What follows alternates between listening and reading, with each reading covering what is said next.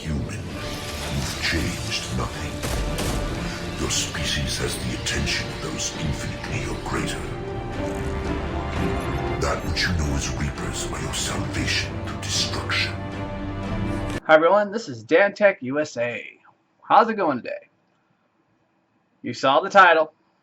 You know I'm doing Star Trek Picard, Season 1. Needless to say, spoilers ahead. Let's dive into this. So, as most of you have known, because you've seen it, basically, the whole thing starts with Daj, this girl in her apartment, and then she gets attacked by Romulans. She survives the attack, her boyfriend doesn't. She gets all mad, calls mom. But before she calls mom, she gets a vision of Picard, and that sets her off on the races. She calls mom, mom tells her to go to Picard, and cut to Picard's chateau,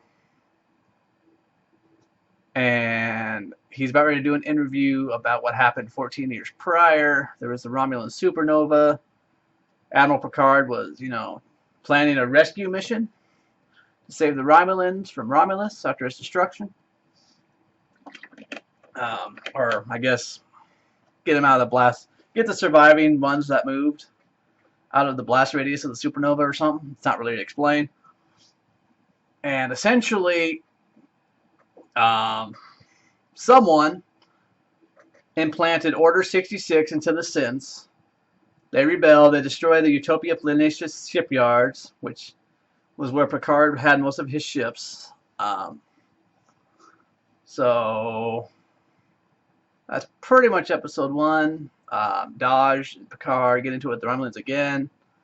Daj dies, unfortunately, and Picard is he goes to see Agnes Dorati. Learns that they're created in pairs, something called fractal neuronic cloning, which they got from B4's neurons.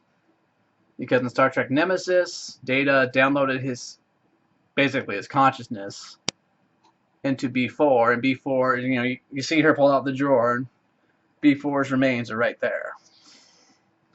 So I'll get to it in a minute. I'm going to come back to that in a minute. Anyway, so you cut. Episode 1 ends basically with Picard saying he's going to find the sister to protect her. And then it cuts to just a shot of the Borg cube, the artifact. Episode 2, let's see here, what happens in episode 2? Picard tries to get a ship. He goes to Clancy, the CNC of Starfleet. He tries to get a ship and a crew. Gets denied. He also takes his Romulan housekeeper Laris to the scene of the crime where Daj died. Again, if I miss something, it's really no big deal. I'm trying to remember this. I mean, I binge watched this thing 3 times, so I should know. Anyway, they go all CSI on her apartment. They find out that a couple calls came from way out in space. They don't know where, which is what persuades Picard to go to Starfleet headquarters, get his little visitor badge, go visit Admiral Clancy, and she essentially tells him off. And then Clancy talks to Commodore O, the head of Starfleet Security, and then she contacts Narissa, who is disguised as a human. And then it cuts back to the Borg ship, the artifact, and where you meet Dr. Soji Asha, who is the twin. Basically, she's played by the same actress too, which is cool. Let's see what else happened. That's pretty much episode 2. Like I said, nothing really happens till episode 6. I don't want to skip ahead though. So episode 3 kicks in. Oh, in episode 2, you also meet Narek and Narissa. I mentioned Narissa, but I didn't mention Narek. So yeah. Episode 3, those two just kind of fall in love randomly. Narissa and Narek, that would be funny because they're brother and sister. Narek and Soji kind of fall in love, and you don't get to see much on the cube for a while. And then Picard meets his doctor, from the Stargazer because apparently Beverly Crusher is too busy to be contacted. So anyway, his doctor from the Stargazer comes, tries to clear him for space travel, and I mean, this also could probably be an episode 2, but I can't remember. Like I said, episodes 1, 2, and 3 just kind of blend together. Anyway, the doctor mentions the defect in his proprietary lobe, or whatever you call it. Basically, the Ironic syndrome he had at the end of Star Trek TNG. Basically says if the cold don't kill you, the disease will. Again, we'll get to that in a minute. Foreshadowing. So anyway, he pulls out an old communicator from his drawer. He contacts Raffi, and then his home gets invaded by the same Romulan death squad that tried to kill Daj. So Laris and the other Romulan and Picard fight them off. Blah, blah, blah, blah, blah. Agnes Girardi shows up at that time, and yeah. I skipped ahead, though, to where he talked to Raffi. He talks to Raffi. Raffi is hitting the puff puff. She's a little shaken, but not stirred. She tells Picard to piss off, but Picard convinces her to help him find a ship and a pilot, and the pilot apparently is named Rios. And you meet Rios near the end of episode 3, because Girardi is at Picard's chateau, and she persuades Picard to go with them. So at the end of episode 3, get the crew together. It's Agnes, Chris Rios, the captain, Picard. Did I say Raffi? And Raffi. At first. 4. And they engage. Do they head to the artifact? No. They don't know where the artifact is yet. And I probably missed whole chunks of the artifact crap. Like I said, the artifact does not really come into play just yet. Anyway, episode 4, they go to Vashti to meet Elnor, who is basically a warrior monk. Dulcie! Sorry. Dulcie from Street Fighter. And they take... And apparently Elnor and Picard have a past, 14 years prior. You know, he's promising this and this and that. He's going to take Elnor out of that environment because he's basically raised in a all-female school. He's the only male amongst the Asari, essentially.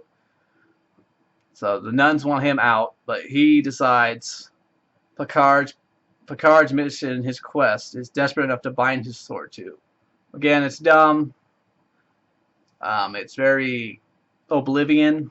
It's like a side quest in Skyrim kind of thing. It was dumb.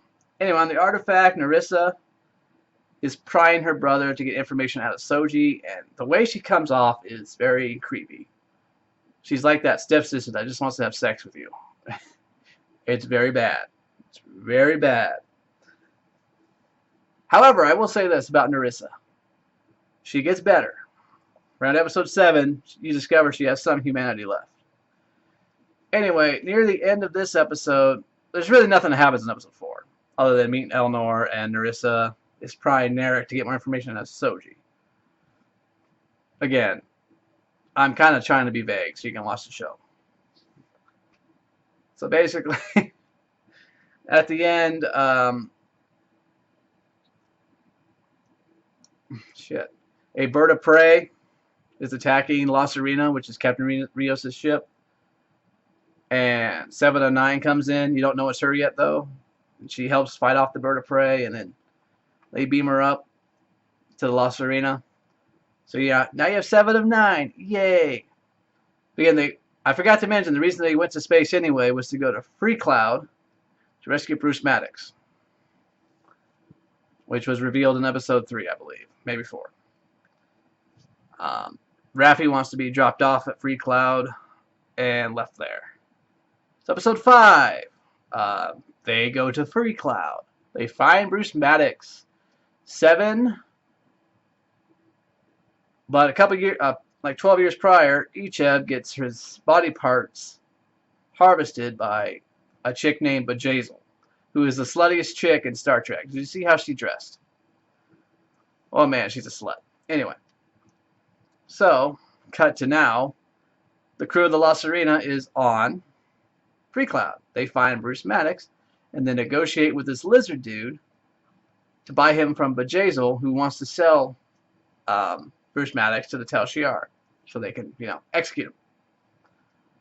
Well, things don't go to plan because 7 of 9 concocts a way to get down there, and they make the deal, they make the exchange, they get Maddox out, and 7 goes berserk on Bjayzl, flat out killing her, and that's pretty much a wrap. And then she goes back up to La Sirena, has a nice speech with Picard, which I liked, where she said, do you feel you regained all your humanity? Or she's like, do you feel you regained your humanity? And Picard's like, yes. And she's like, all of it? And he's like, no. Which I liked. It was very moving. It's probably the best part of that episode. Okay. That is the first 5 episodes. They are not very good. The best parts are frickin' Picard's Vault in episode 1, which has all the Easter eggs from TNG. That's pretty much it. And Hugh's in a couple of those episodes. Briefly. You get to know him more in episode 6, The Impossible Box.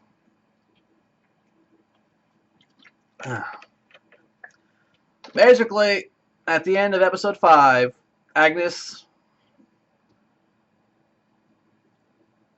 Maddox tells Picard that Dr. Soji Asha is on the Borg artifact. And Agnes, before she left and joined the crew of La Sirena, she got mind melded by Commodore O and was shown the admonition. So, out of sheer panic, she kills Bruce Maddox, deactivates the EMH, trying to save him. And so episode 6 picks up after that. Oh God, this show's so convoluted. I'm trying to remember what happened. And the Impossible Box is kind of weird.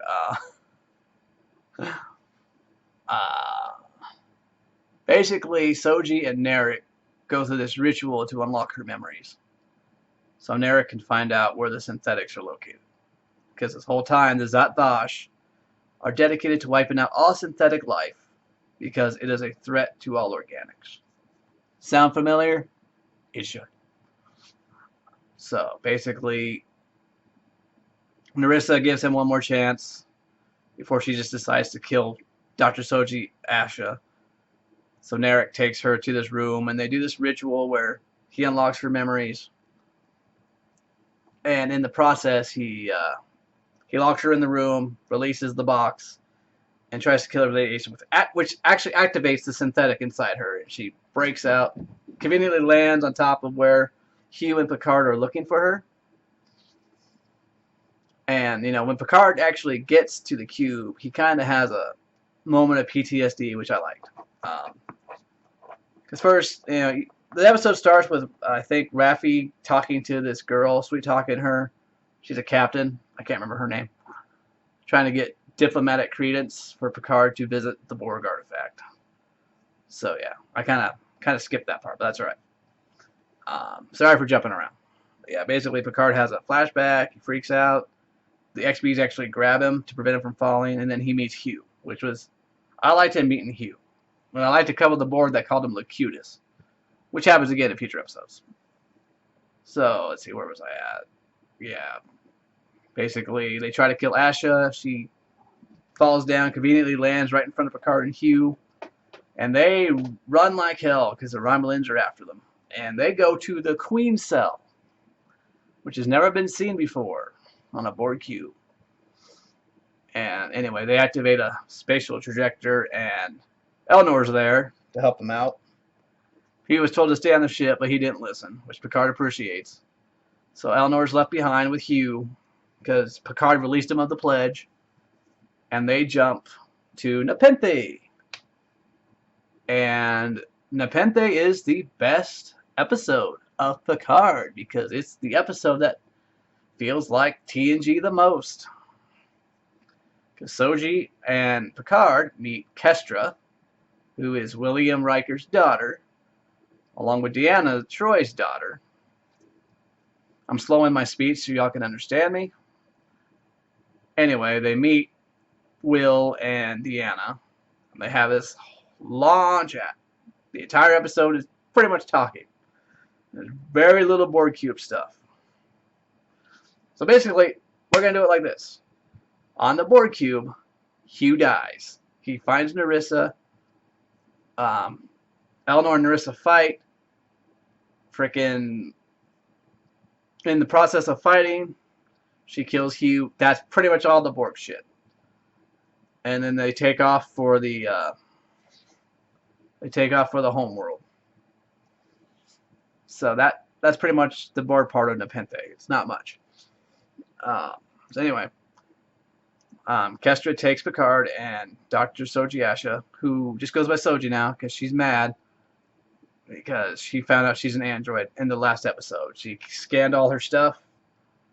She found out she's about 37 months old. Unfortunately, I have a problem with that. She scanned all her items, right? She never scanned herself, which is what I would have done if I thought I was a synthetic. All her items said 37 months. She kept scanning everything, pictures, everything. 37 months, 37 months. I would have scanned myself. That would have freaked me out. But that was in the Impossible Box. Back to Nepenthe.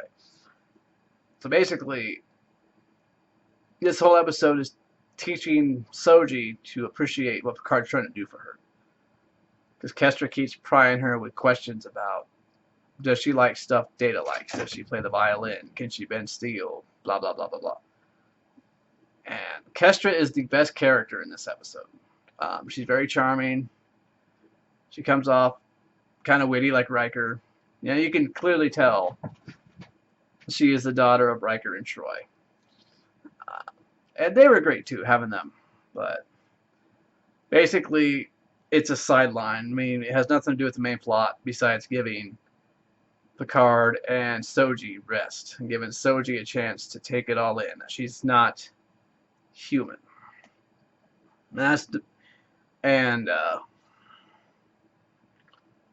So Will's making pizza.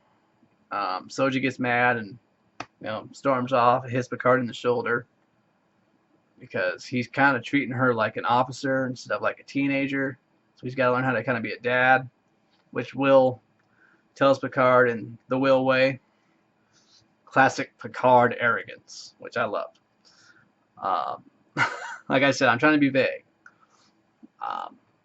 So yeah, that's pretty much Nepenthe. I mean, they sit together at the dinner table, they formulate a plan, and Kestra contacts Captain Crandall to find out somehow where the synth homeworld is. And apparently it's in the Vite sector. The planet does get officially named eventually to Gulion 4. But it's in the Vite sector, and that's where they go next. So La Serena was tracked her to the Borg cube, and Narissa let him go when they took off for the homeworld. So La Serena's there. They pick up Soji and Picard from Nepenthe, and they jet off to the homeworld. So episode 8 is the one I did a review on, kinda. It's the one thing in this frickin' show that bothered me the most. I mean, the Mass Effect thing doesn't bother me. I think it's funny that they borrowed from Mass Effect. But Mass Effect borrowed from Star Trek. So like I said, I have no problem that Star Trek is borrowing from Mass Effect. But that's not the problem.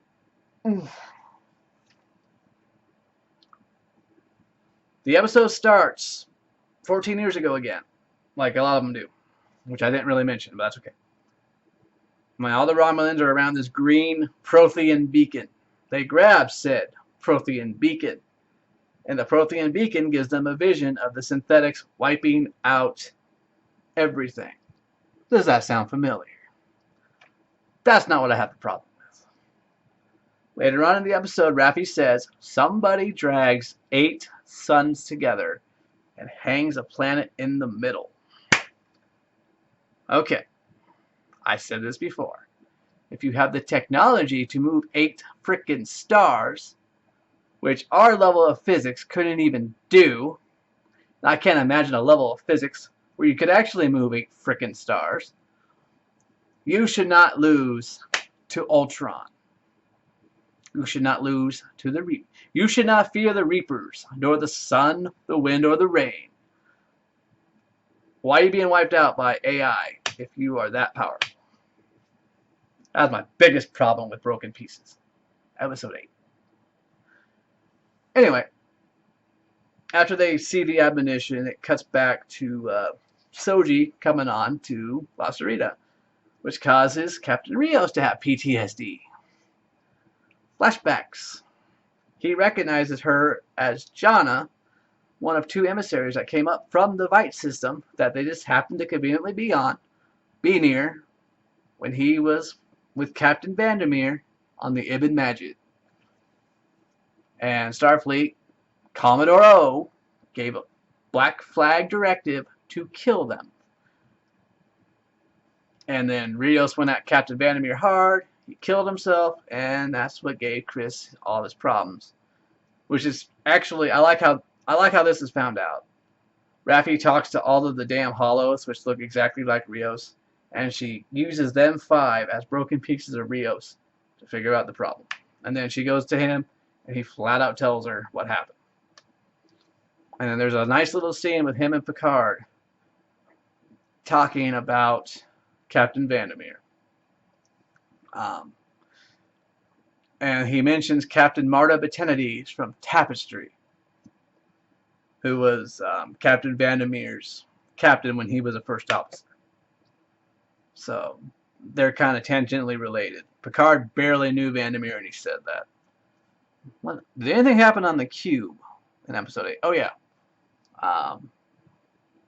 7 and 9 comes because Eleanor's trapped on the cube by himself with a bunch of Romulans who are after him. So 7 and 9 comes, helps him out. She takes him to the Queen Cell and connects all the Borg to her, forming a micro collective. And they kill Narissa's assistant, and then they tackle her, and she just teleports away. Now, we assume she goes to the ships when they take off for the homeworld. But no, she teleported to another part of the cube, as we'll get to in a minute. And that's pretty much episode 8. I mean, it's not very good. Moving 8 stars and you still lose to Skynet? Come on. No. You failed. I'm sorry, that still bugs me. 8 stars. You can move 8 stars and hang a planet, but no, you lose to Skynet. No. That's the Dyson Sphere paradox. If you have the technology, you don't need to do it. But, oh my god. Episode 8. 9's better. So, at the end of 8, they find a transwarp conduit because Soji gets mad. She's talking to Picard and Rios about what happened to her sister, Jana.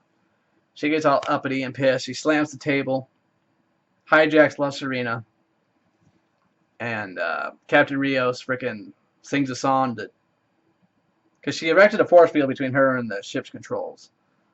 But luckily there's an override code, which is a song sung by Rios, which shuts everything down. He talks to her, and she just says, Rios, please take me home. And they fly to a Borg transwarp conduit, which was established in Descent Part 2 of TNG and in Star Trek Voyager Endgame, and probably a couple of episodes. Those are the only 2, though, I remember, because I didn't really watch Voyager. But I remember the transwarp conduit from TNG Season 7, Descent Part 2, and 1, which is Season 6, its final episode, and Season 7's premiere. And then Star Trek Voyager's finale, Endgame, I did watch, because I wanted to see how Voyager ended, which also mentions the transwarp conduit network. So they get to Gulion 4 in the Vite sector, and Narek figured out where they were going through space calculus.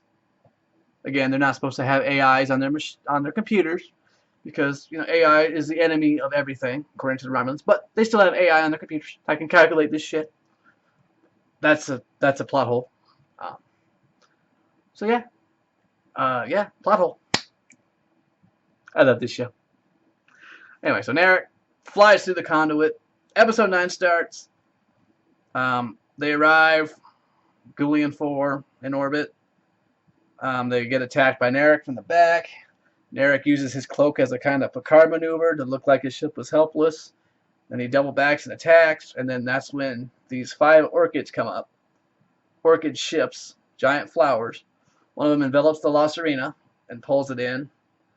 And what surprised me, this was a genuine surprise, episode 9. Another conduit opens, and you see the Borg cube come out. And it was going to attack Narek, who was attacking La Serena.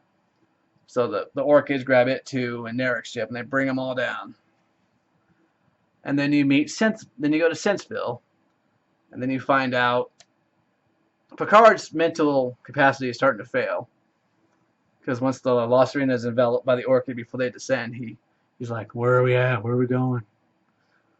Or no, he's like, "Thank you for coming," and they're all like, "What?" And so once they land on La Serena, it shows a shot of the ground, and La Serena's all covered in sand and it's damaged. And Picard's like, "Can I have your attention for a moment? I have a mental disability." Or not mental disability, basically. I have a brain abnormality. I've known about it for years. It's terminal. I'm dying. I don't want to hear any more of it. Anyone who pities me will run the risk of pissing me off. That is one of the best Picard speeches ever. Because I have kidney failure. Okay? My kidneys are failing. If I don't get a transplant in 10 years, I'm dying. And if anyone treats me with fucking pity, I will be pissed off. So yeah, I know how he feels. I know how Picard feels. Especially in 10 years when I can barely breathe and I'm so full of fluids I can't even survive. But I'm on pills to help prevent that. So they all go to Senseville, and they're initially welcomed by the Sense. And what happens? Oh yeah, they meet Dr. Soong's son, who I'm not even going to say his fucking name. It's Altan Ignigio Soong or something like that. So Dr. Altan, I'm just going to say that for short. And then Agnes is still grieving for Maddox's death. So another synth who looks like Soji, her name is Sutra, comes up to Agnes, does the Vulcan mind meld with her, just like O did, and she interprets the... Remember in Mass Effect when the first Promethean beacon was broken, and she only had a vague understanding of what was going on, and same with Burmeyer. But then when she got the cipher from, what was her name? Anyway, she got the cipher from that one Asari who was trapped by the Thorian. I can't remember her name. Anyway, and then that helped her complete the picture, and you could actually see what was all going on in the Prothean vision. Same thing. Basically, Sutra has a different opinion of a different translation, if you will, of the admonition. And hidden in the admonition's code, hidden in the admonition is the subspace frequencies to contact these super sense. And this is where the Mass Effect parallel comes in even more. Sutra arranges Sana's death. I can't remember her name. Saga's death, excuse me. But before that, Saga gives a device to Raffi to repair their ship.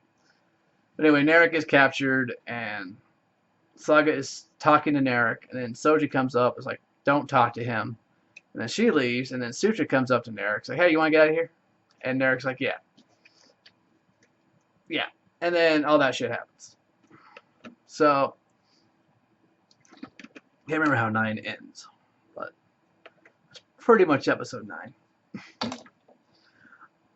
Anyway, they want to build a beacon. Oh yeah, Picard gets placed under house arrest. And they start to build a beacon to summon the super sense. So episode 10 comes around. Episode 10 is pretty good, but it's kind of rushed. Basically, Picard's talking to Soji, trying to get her to change her mind, saying that having no choice is a failure of imagination. There's 218 warbirds coming to wipe out the synths, so they feel they have no choice but to summon the super synths. And then Sutra's little plan to manipulate the others to turn to this one course of summoning the super synths. Again, very reminiscent of Mass Effect. One thing I will say though, Raffi and Chris are repairing the ship. Dr. Agnes is kind of helping Soong do some research. Dr. Girardi, sorry, not Dr. Agnes. The chick from fucking Scott Pilgrim vs. the World. I knew I recognized her. She's helping Dr. Soong do something, research, whatever.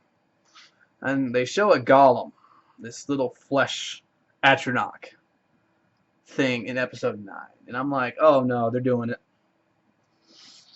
Remember X-Men 3 when they showed that lifeless body? I was like, oh no, they're going to do it.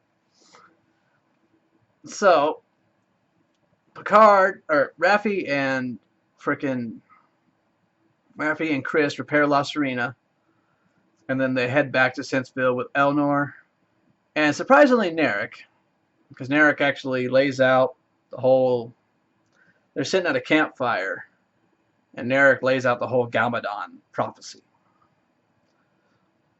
Which is basically the coming of the Reapers. So they decide to go back to Sentsville and destroy the beacon. So Soji has a change of heart. Or no, sorry. Dr. Agnes has a change of heart. Pulls out... what the hell was her name? Saga's eye. Accesses Picard's chamber where he's being held. And she busts him out. And they hightail it to La Sirena. And they go to orbit. And that's when the Romulans show up to wipe out the goddamn synthetics. And pretty much what we have is a standoff. Picard doesn't say anything to the Romulans.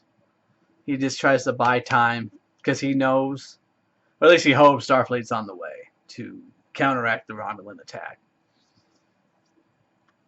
And this is about the time the Skybeam gets, or the beacon gets built, because the Narek and the other 4, plus Soong, because he has a change of heart. Soong shuts down Sutra, and Narek fires a bomb at the beacon, which Soji catches and then whoosh, throws it in the air and it blows up. I like that. That was cool. So Picard grabs La Sirena. He hails Soji, trying to talk her down to shut down the beacon. Agnes Girardi has that little sonic screwdriver. I'm just going to call it that because I don't know what it is. And she uses it to make thousands of her own face looking at Picard. Picard's health is starting to fail. And, you know, the Romulan warships show up. Picard's right here. They're there. 219 versus 1. So Girardi just uses the magic sonic screwdriver to make hundreds of La Sirenas. And, oh boy, this is when the Skybeam activates. The Prothean beacon, or not the Prothean beacon, the Skybeam shoots up through the planet, creates a little hole, and the Reapers are about to pour through. We are Legion. The time of our return is coming.